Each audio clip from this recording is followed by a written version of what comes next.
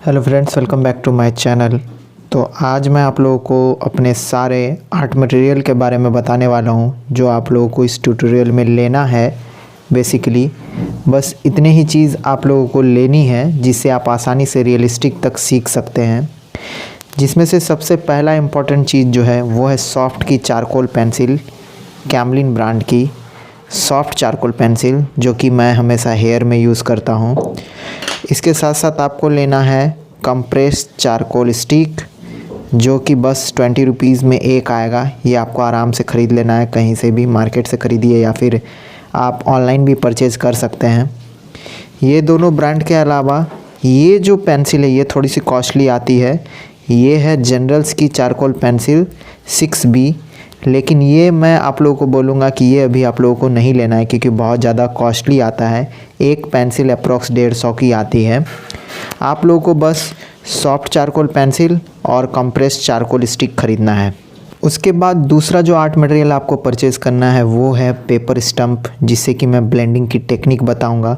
वैसे मैं कोशिश करूंगा इससे बहुत ही कम चीज़ें बताने का।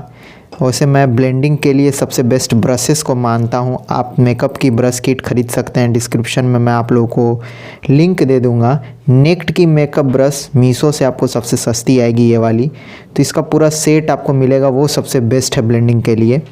तो ब्लेंडिंग के लिए मैं पेपर स्टम्प और ब्रशेस यूज़ करता हूँ। तीसरी सबसे इम्पॉर्टेंट चीज़ है वो है 0.5 mm की ये 4B पेंटेल लेड, जो कि आपको अपने मैकेनिकल पेंसिल में लगा करके यूज़ करना है आउटलाइन के लिए। लेकिन ये मस्ट इम्पॉर्टेंट नहीं है क्योंकि इसका काम आप HB पेंसिल से आराम से कर सकते हैं, आउटलाइन का काम आराम से कर सकते हैं। ये थोड़ी सी कॉस्टली आती है, 400 या 300 की एक डब्बा आता है जिसमें कि अप्रॉक्स 40 लेड होते हैं, जो कि इसमें रिफ़िल किया जाता है। इसके बाद मैं आप लोगों को बता दूं इरेज़र के बारे में। इरेज़र मैं कौन कौन सा यूज़ करने वाला हूं। ये देखिए, ये है नीडेबल इरेज़र, जो कि क्ले के तरह होता है। ठीक है, ये आपको फाइन एरिया में इरेज़ करने में सबसे ज़्यादा हेल्पफुल होता है, तो ये आपको लेना बहुत ज़्यादा ज़रूरी है। आप नॉर्मल डोम्स की इरेज़र भी ले सकते हैं, जो कि मार्केट में आसानी से अवेलेबल है। उसके बाद जो सबसे ज़्यादा इम्पॉर्टेंट है वो है ये मोनो जीरो इरेज़र, हाईलाइट करने के लिए पोर्ट्रेट के हेयर में या फिर कोई भी, क्योंकि ये जो इरेज़र होता है ये बहुत ही ज़्यादा पॉइंटेड होता है और इसका काम बहुत ही ज़्यादा स्पेशली उस एरिया के लिए जहाँ पे कि आपकी जो है पेंसिल वाले स्ट्रोक जैसी हाईलाइट चाहिए, वहाँ पे स्पेशली इसको यूज़ करते हैं हम लोग। और इरेज़र में needable eraser, mono zero eraser और नॉर्मल इरेज़र जो होता है, ये 3 इरेज़र ख़रीदना है।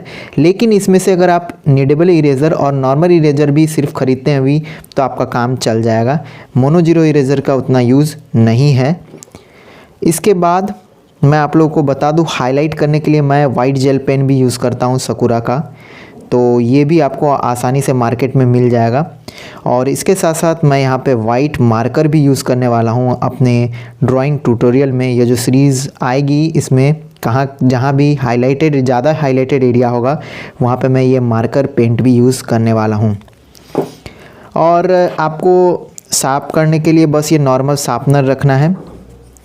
इसके साथ साथ पेंसिल की बात करें, जो कि सबसे ज़्यादा इम्पॉर्टेंट चीज़ है स्केचिंग में, तो मैं प्रेफर करूँगा आपको डोम्स की ये वाली पेंसिल ख़रीदने का, क्योंकि ये पेंसिल बहुत ही चीप प्राइस में और सबसे अच्छी प्रीमियम क्वालिटी की पेंसिल है। तो आप लोग इसे ख़रीद लीजिएगा। अगर ये अवेलेबल नहीं है तो आप लोग आर्टलाइन की भी ख़रीद सकते हैं या कैमलिन की भी ख़रीद सकते हैं, लेकिन मैं ज़्यादातर प्रेफर करूँगा ये वाली पेंसिल लेने का, क्योंकि ये बहुत ही अच्छा है। स्टेडलर के बाद नंबर 2 में मैं इसे प्रेफर करता हूँ। स्टेडलर बहुत कॉस्टली पेंसिल है, ये अच्छी पेंसिल है। तो ये सारे ड्राइंग मटेरियल है, जिसमें से कुछ कुछ नहीं भी हो आपके पास तो कोई बात नहीं, आपका काम चल सकता है। लेकिन बहुत ही चीज़ें इसमें से इम्पॉर्टेंट हैं, तो आपको वो परचेज़ कर लेनी है। तो मैं अब सबसे लास्ट में आप लोगों को बता दूं पेपर के बारे में। पेपर आपको 2 परचेज़ करनी है, एक कार्ट्रिज शीट पेपर और दूसरा आइवरी शीट पेपर।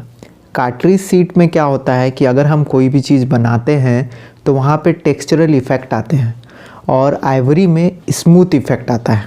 तो ये दोनों पेपर भी आपको परचेज़ करनी है, जो कि आपको ऑनलाइन मार्केट या फिर आपको नॉर्मल मार्केट में भी आपके आसपास मिल सकता है। तो ये सारे आर्ट मटेरियल आपको परचेज़ करना है लोकल मार्केट से या फिर ऑनलाइन मार्केट से।